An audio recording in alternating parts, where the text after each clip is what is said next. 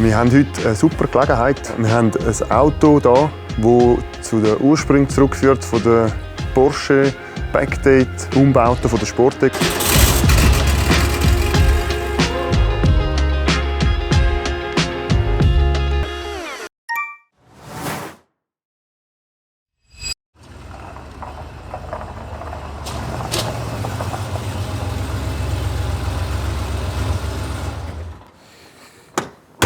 Ciao zusammen. Wir haben heute eine super Gelegenheit. Wir haben ein Auto hier, das zu den Ursprüngen zurückführt von der Porsche Backdate-Umbauten von der Sportec. Und zwar haben wir vor ziemlich genau 10 Jahren einen Backdate-Resto-Mode-Umbau gemacht.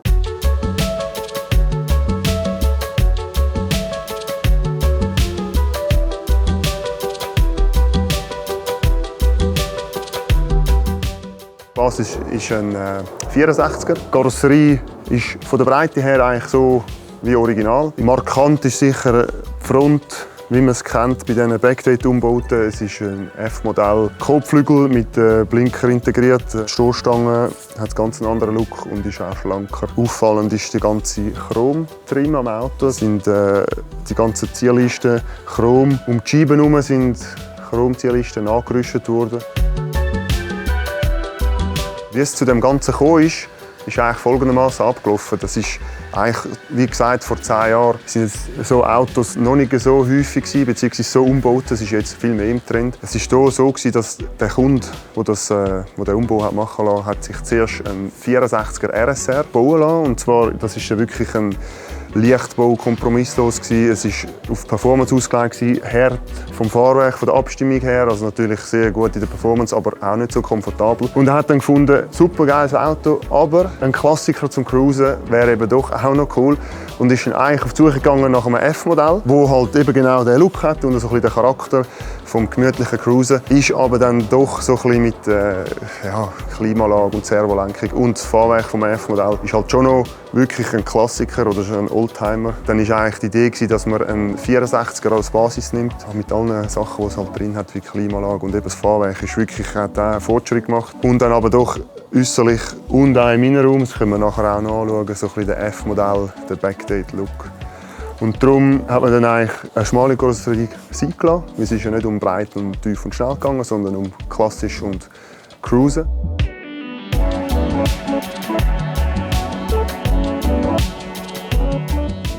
Im Rahmen von dem Umbau hat man gerade das Auto komplett überholt. Also es ist wirklich dokumentiert.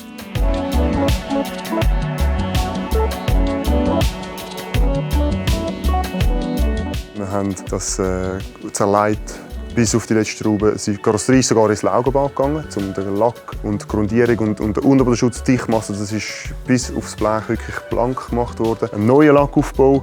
Der Unterboden ist in Wagenfarbe lackiert worden. Also zuerst kommt Steinschlagschutz natürlich drauf, dann ist der Lackaufbau neu gemacht worden. Aussen, innen, Unterboden. Das Auto, der Motor, man hat den Motor komplett revidiert. Das ist jetzt da auch nicht ein Tuning-Umbau gewesen. Es ist nicht eine Hubraumerweiterung. Es ist wirklich komplett original aufgebaut worden, aber auch mit Neuteilen und alles überarbeitet, dass es wieder ein perfekter Motor ist. Das Einzige, was man gemacht hat, ein Sportcut für ein bisschen mehr Durchzug.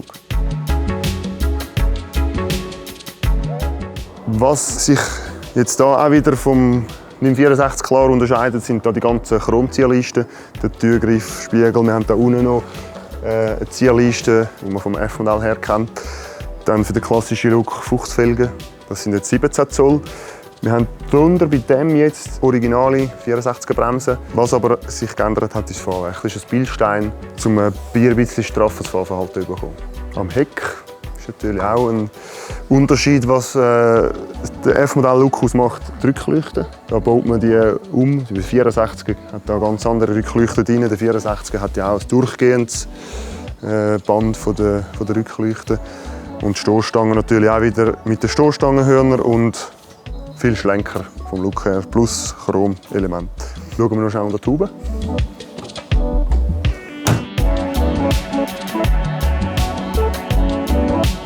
Ja, es ist original 64. Es war einfach eine Revision dazumal.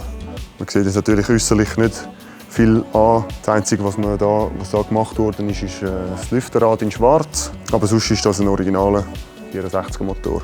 Es ist ja so, dass wir durch den Sportcut ein bisschen mehr Leistung haben als Original. Wir haben auf dem Prüfstand gut 270 PS gemessen. Die Huben, die Flügel sind aus Kunststoff und darum haben wir auch eine Gewichtsreduktion. Wir haben im Innenraum auch ein bisschen Gewicht abspecken und darum ist es zum Fahren und zum Cruisen wirklich sehr etwas, was Freude macht. Dann können wir uns noch ganz kurz den Innenraum anschauen. Also im Innenraum ist nichts mehr so wie vorher. Das Basisauto hat komplett alles mit violettem Leder gestaltet. Das ist natürlich alles weg. Dann sind Dämmmaterialien und Teppich alle neu. Wir haben als Hauptmerkmal einen F-Modell-Sitz drin. Da sind Sitzverstellungen, die elektrischen sind draussen. Das ist halt wieder Gewichtsersparnis gegeben. Dann ist das Lenkrad das Momo Prototipo. Das ist so ein bisschen für den klassischen Look, plus natürlich so ein bisschen sportlicher als das Original. Das Armaturenbrett ist ein sogenannter Backdate-Umbau. Das sieht man an dieser Zierliste, wo dort das Zündschloss davor ist.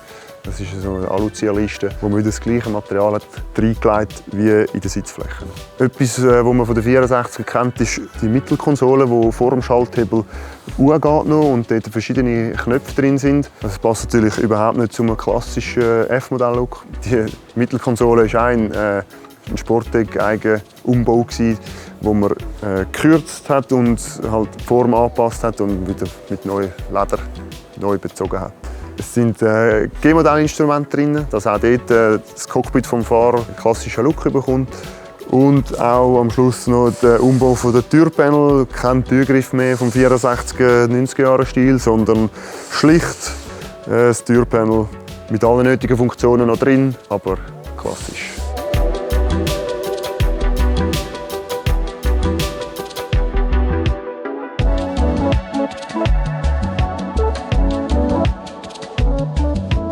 Wir wollen nicht darüber reden, wir wollen es auch spüren. Und das Coole ist, ich darf mit dem Auto auch fahren jetzt.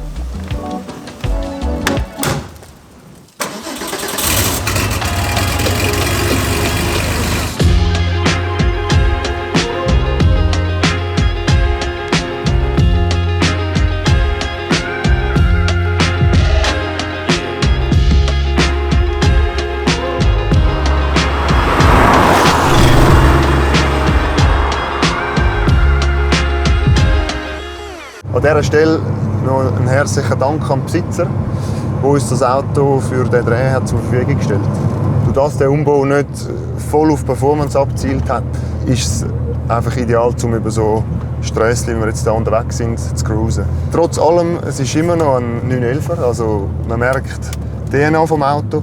Durch das, dass wir ein bisschen Gewicht haben, können abspecken und auch ein bisschen Leistung durch den Auspuff dazu gewinnen, macht es richtig Freude, wenn man hocken drauf und ein paar Kurven fahren mit dem Auto.